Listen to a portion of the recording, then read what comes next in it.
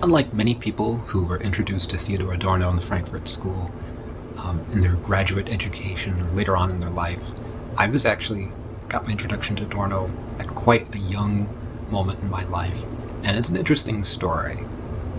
I was 19 years old. I was very alienated from American society and from the educational institutions, particularly the colleges. I didn't really know what to do with myself back then. I was sort of adrift and lost and looking for things. However, I did love to read literature. I loved sociology, anything to do with history, social sciences.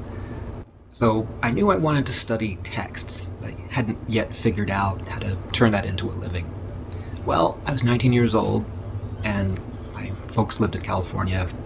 One day I decided to go and visit San Francisco. So I took the train up to San Francisco and walked around the place and saw a bookstore.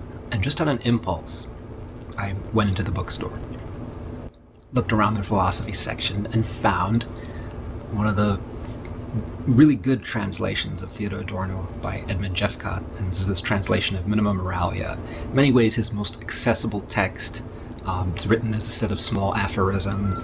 It's the most, I would say, media savvy of Adorno's texts. Walked out, not really realizing what a treasure I'd found, and then later I started to read it. And when I actually started to read Adorno seriously, it just knocked my socks off. Here was someone from a different cultural moment.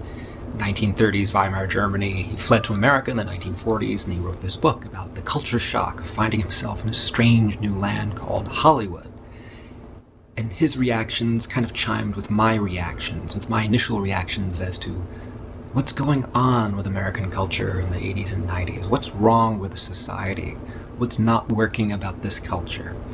What are its internal contradictions? Adorno gave me the first sense of that there might be answers to these questions. The second thing that he taught me that I never got from almost any other writer was that you could be a philosopher and yet write beautifully. In fact, one was the precondition for the other.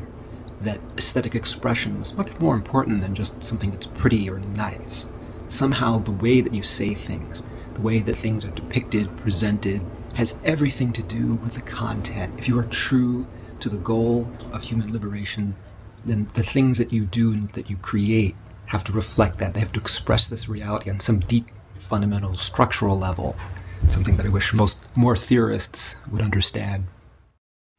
One of the most common stereotypes about the Frankfurt School generally, and about Theodor Adorno specifically, is the charge that he was a sort of a gloomy sourpuss, an elitist snob who didn't like the media culture and that everything was going to heck, and that he has nothing positive to say about any aspect of media society, media culture. And today I'm a media scholar, and I have to say, if anything, Adorno was an optimist about the media culture. My friends, the media culture is not your friend. The media culture is a gigantic industry, a set of transnational interests. And it's going to have all the contradictions of a giant transnational industry. It's mostly self-interested. It's there to harvest surplus capital. It's a creature of capitalism and therefore full of very toxic and scary contradictions. What Adorno gives us, though, which a lot of other people do not, is that for all of his doom and gloom, he did the hard work of analyzing the system, analyzing the media and trying to come up with theories and ways to resist the system.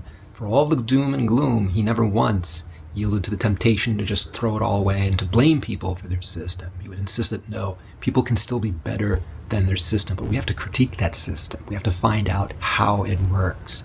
One of the most important texts that he wrote, which is still fundamental to what I do as a media scholar, is his final completed work, Negative Dialectics. He did write one more aesthetic theory, never managed to finish it. He died of a heart attack before he finished that text, but this is his last completed text, which came out in 1966. One of the great philosophical texts of the 20th century, really a roadmap for the micro-political movements, and anyone who cares about the fate of humanity in the 21st century really should sit down and wrestle just a little bit with what Adorno is talking about. One of the most important concepts he comes up with in that text is the notion of the total system. And by this, he doesn't mean a sort of a Weberian cage, an iron nightmare of, oh, well, there's some big government controlling us. Or, well, there's just one giant corporation that's controlling us. He's pointing to the hegemony of markets, how markets create systemic rules which inflict a lot of violence on people, because those markets aren't constrained by rationality or humanity or democracy or any human need.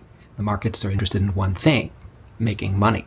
Remember our good friend transnational capitalism and the media culture, which is dominated by that transnational capitalism? There you go. So all the parts come together.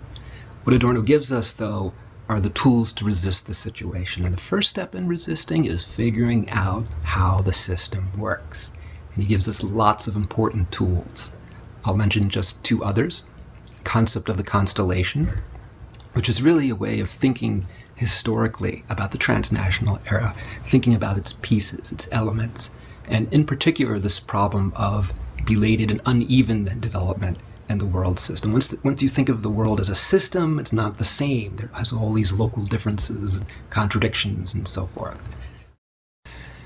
The second really interesting concept Adorno works with is what he calls the preponderance of the object.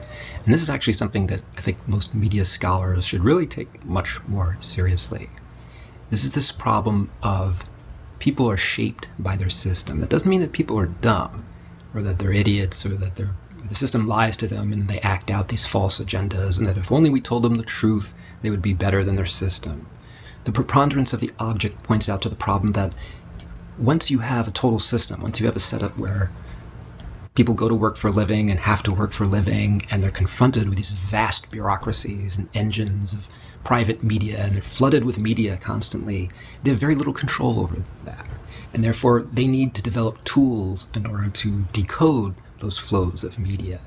Ultimately, the only answer is for them to become media citizens in their own right, to take back the media, to not just be passive recipients, to start to create their own media, to intervene in the meanings and the formations of the meanings, and to start to create their own hold over those things. And this is, of course, one of the central lessons of the digital era. This is a really important underlying political motif of today's media culture, the rise of the digital commons, and the fact that thanks to a lot of social changes in technology, structure, society, geopolitics, the audiences of the world are beginning to create their own networks of meaning and signification production, networks that are not commercial, networks that are not part of capital, but resist markets. And this is very scary to the mainstream media oligopolies. They don't know quite what to do about this situation.